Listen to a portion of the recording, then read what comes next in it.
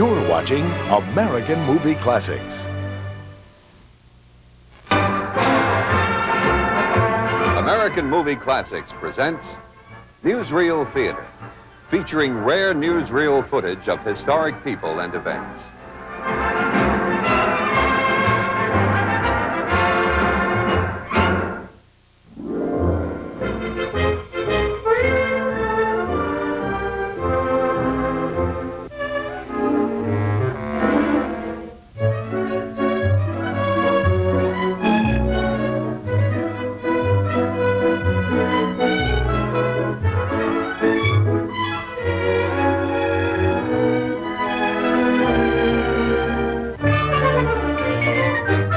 Here is a day apart from all others that comes only once a year in cities and towns the country over.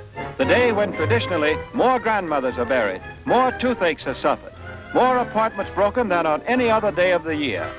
This, in millions of American minds, is almost a ritual that must be religiously observed, for such is the hold that opening day has upon the people.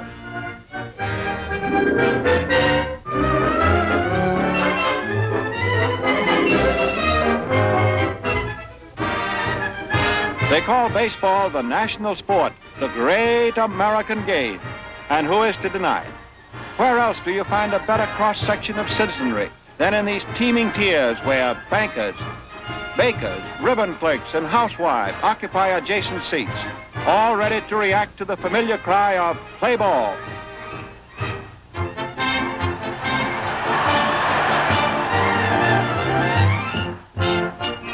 What is there about this game that appeals so much to its followers? Well, the average fan likes action and drama, and that in essence is what baseball gives it.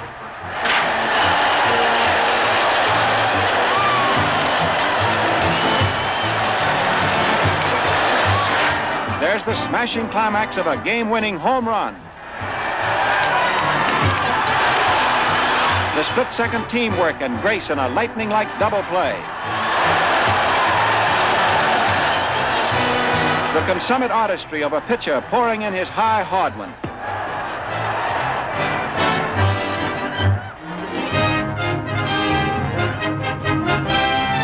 In the light of its stature, it is only fitting that the game should have established its own permanent shrine to honor and mark its growth and progress.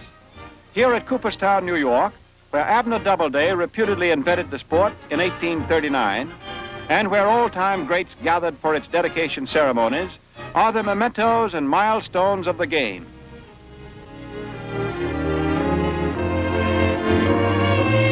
Here, too, is an elected hall of fame for those whose deeds brought them fame as enduring on the pages of our social history as that of great warriors, scientists, and statesmen. Such men as Ty Cobb, the base-stealing Georgia peach. Walter Johnson, one of the all-time pitching greats. Rogers Hornsby, magnificent hitter. Tris Speaker, outfielder par excellence.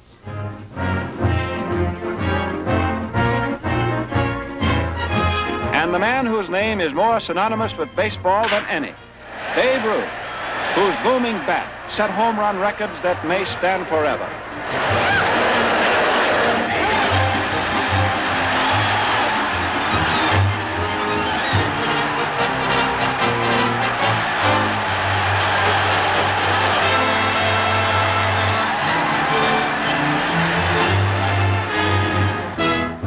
Only history will prove whether today's heroes will reach the same heights. But in one respect, they have far outstripped the old masters. Such stars as Ted Williams draw the pay of corporation presidents.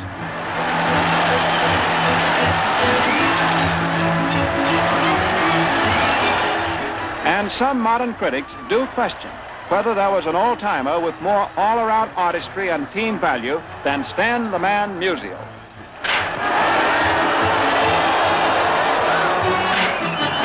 Nor did old-time heroes know a brand of idolatry which today's fans bestow upon their favorites, such as the Yankee Clipper, Joe DiMaggio. Their measure of devotion includes that phenomenon known as a day.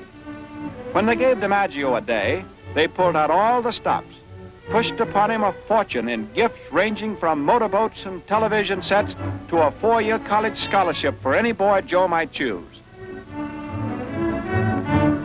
Yes, perhaps this is something more than a game.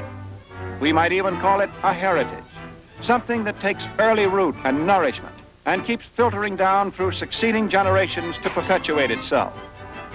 Thus is organized baseball assured of a constant flow of talent. And here actually is where it starts, on the sandlots.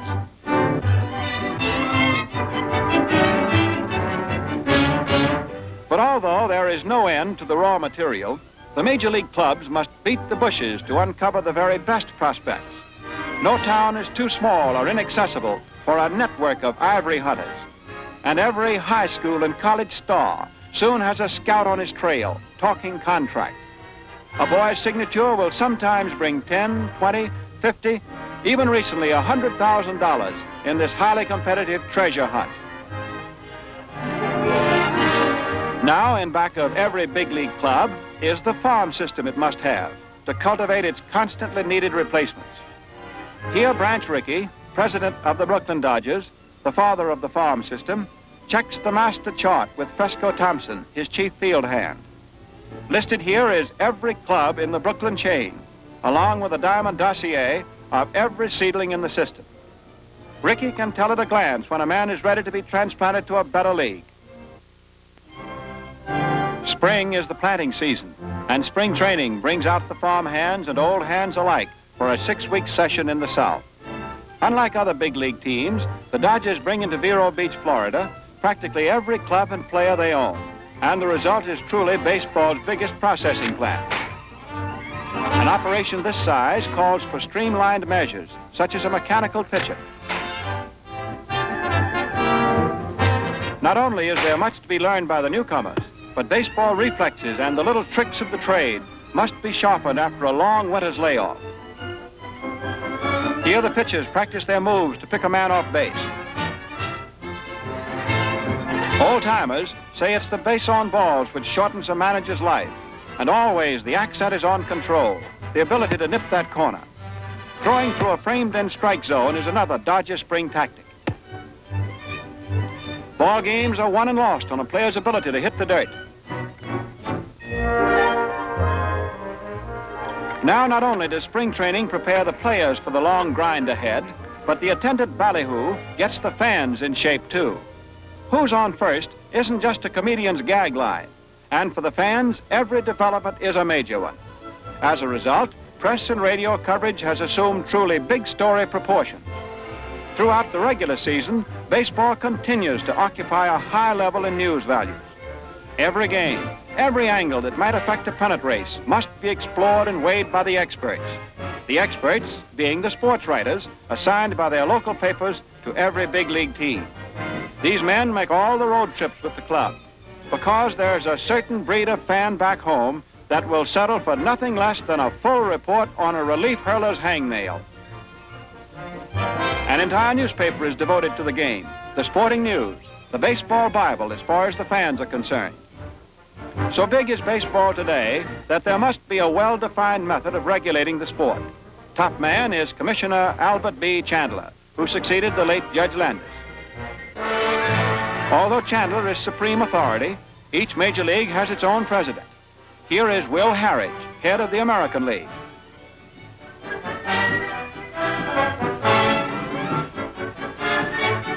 Boss of the National League is Ford Frick, a former sports writer who once headed his league's publicity office.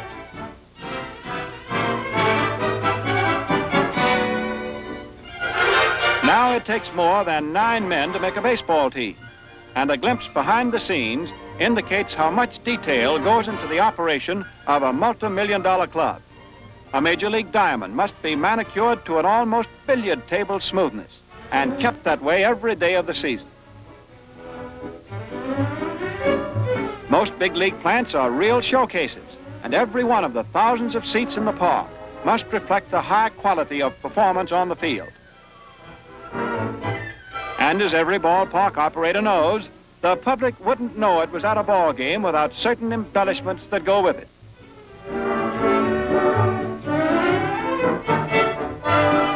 Many parks have a press right on the premises to print up the scorecards with which the really rabid rooters chart every play of the game.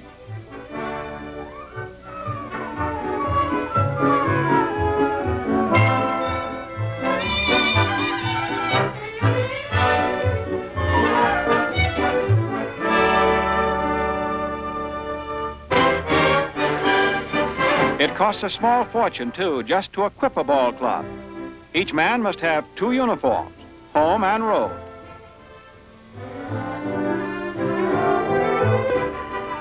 The only things the club doesn't provide for the player are his glove and shoes.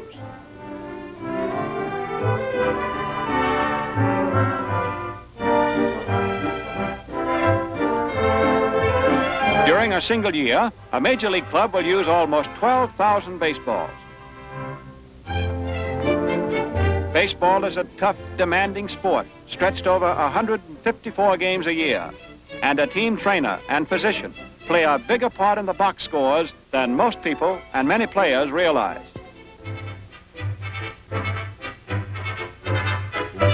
But as far as the public is concerned, the man most responsible for the rise or fall of their favorites is the manager. True, his material plays a great part, but men like Bert Shotton of the Dodgers, conferring here with his coaches, must get the most out of what is available. He has to be a working psychologist as well as a brilliant tactician, must know how to handle every type and temperament on the roster. And in baseball, this often runs a wide range. In many respects, the starting lineup, which he must make out each day, represents both an end and a beginning of his ability and judgment. For each day presents another conflict, another climax.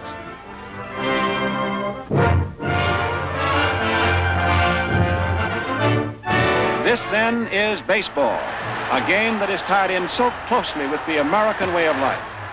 For here in this game are many of the qualities found in the people themselves: color, courage, and a capacity for clean and unfettered competition. Here is a wholesome holiday that means so much to so many, that provides them with thrills and excitement beyond criticism.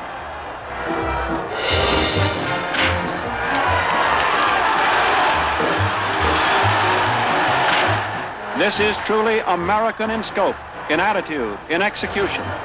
No wonder that even its rallying call has been a national watchword for a century. Listen well.